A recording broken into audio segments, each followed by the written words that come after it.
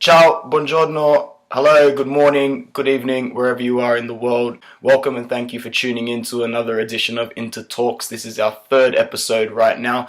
Thank you to anybody who has liked and subscribed. We're starting to gain some serious momentum and some traction, and we look forward to bringing you this concept for the rest of the season. Raul did the preview for the Torino fixture that we are going to review this morning, so shout out to him for doing a fantastic video and for keeping us on the map so far.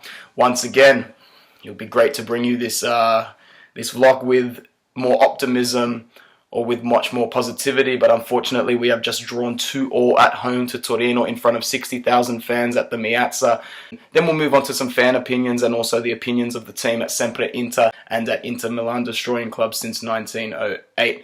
So just repeating, we've drawn 2-0 to Torino. We were up 2-0 at half-time with goals from De Vrij. He was able to score a header, and Perisic opened up the scoring in the 7th minute. So we're up 2-0 and looking the goods. I would say that in the first half we were very, very unpredictable. I think even before the match kicked off, our media outlets and newspapers didn't even know our starting formation. Some outlets reported we were going with a 3-4-3, whereas others stated that we were going with the original 4-2-3-1. But when you actually look at the way we played in the first half, you'll notice that players were picking up the ball in different areas of the pitch where they usually wouldn't. D'Ambrosio was playing quite central in the first half and picked up the ball and actually handled it quite well in that right centre-back kind of role, but he was also switching towards the left as well. Milan Skriniar played a lot more towards the left of a back three than he usually would, but also drifted forward into centre-mid.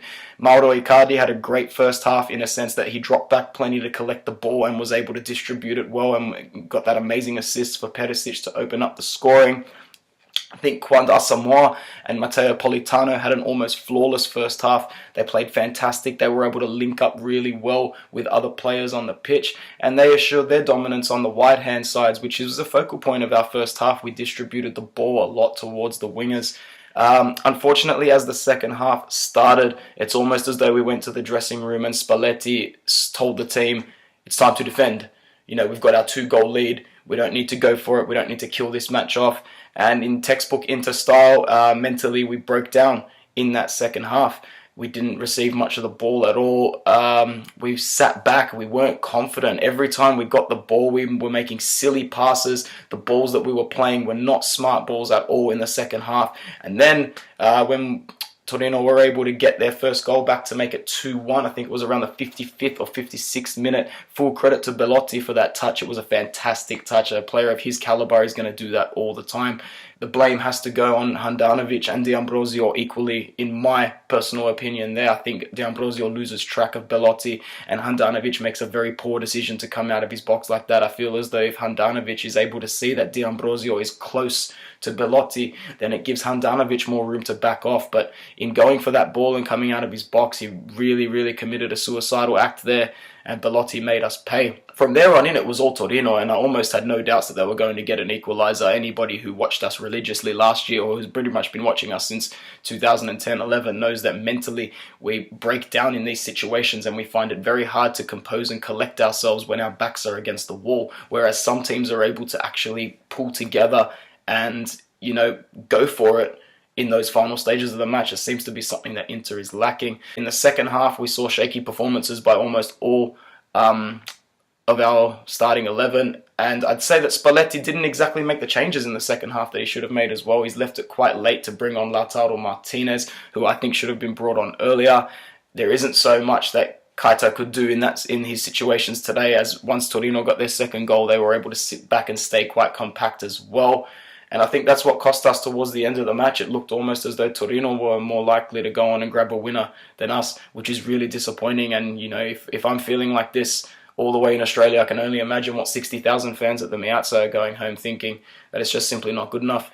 Altogether, though, I'll finish off with the match review by saying I don't think it's time to panic just yet.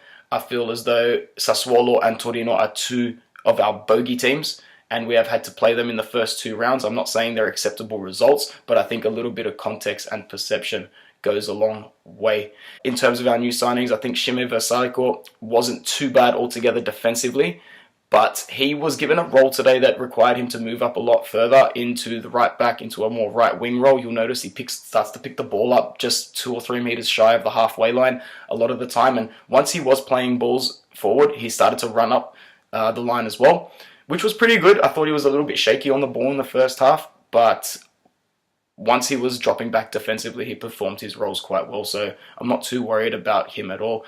I'm not going to make Dalbert a scapegoat, but when he did come on, he did show signs of, really low confidence as well. And the only other opinion I would offer personally in that match was I don't think Vecino should have played 90 minutes. In my opinion, he wouldn't even be starting, but maybe that's because Gagliardini is just not 100% fit and Spalletti feels as though he needed more rest. Let's move into what some of the fans are saying and what some of our team is saying as well, because we've really, really been overwhelmed with all the feedback and the comments that we've been getting. So just going with Client from Albania, he says that I completely understand where the frustration is coming from. The first half was great. Asamoah is doing his thing, and Icardi showed that he can assist while Brozovic was playing well. The second half, however, everyone just continues to lose the ball and lose possession and play the way Torino wanted to play. We need to be stronger in the second half, especially in the halftime team talks. I would agree right there, Client. Thanks for sending your comment in. Edwin Goodwin on Facebook says, after reading Spalletti's comments, I'm super gutted after the 2 matches, specifically because we are back to being at a time where there is no reaction. This is one of our biggest struggles. I would agree with that as well. Probably the best comment I've received this morning, though, comes from Casper. He says that this has nothing to do with our tactics and is more mental problems, which we have seen so many times before with this Inter. They play like gods in the first half and think it's all over in the second. But this is Serie A, and everyone knows nothing is final until the ref blows that whistle. Well said, mate. Let's turn our attention to some of our team here. Nima from Sempre Inter says that a little bit of context is needed and that last season Inter only managed to scrape 2 points in total from a possible 12 playing against the sides of Torino and Sassuolo. Thank you to Nima for providing some positive context in this very, very pessimistic result. I can't say the same for Samir, who is in all sorts at the moment and is refusing to comment altogether. No, I'm just kidding. He's just not in the best mood at the moment. Same with Raul, but I'm sure they'll come around very, very soon. In terms of the next fixture, we go up against Bologna next week in our final match before the international break. Raul will be previewing that match for you in a few days' time. I'm sure he'll be even more stressed than I am because now the responsibility falls on him to get that first victory. Other than that, guys, thank you for tuning in to another edition of Inter Talks. If you haven't, hit the like and subscribe button down below. There will be a bunch of hyperlinks down there to our social media platforms as well. Thank you once again. And as always, win, lose or draw, Forza Inter.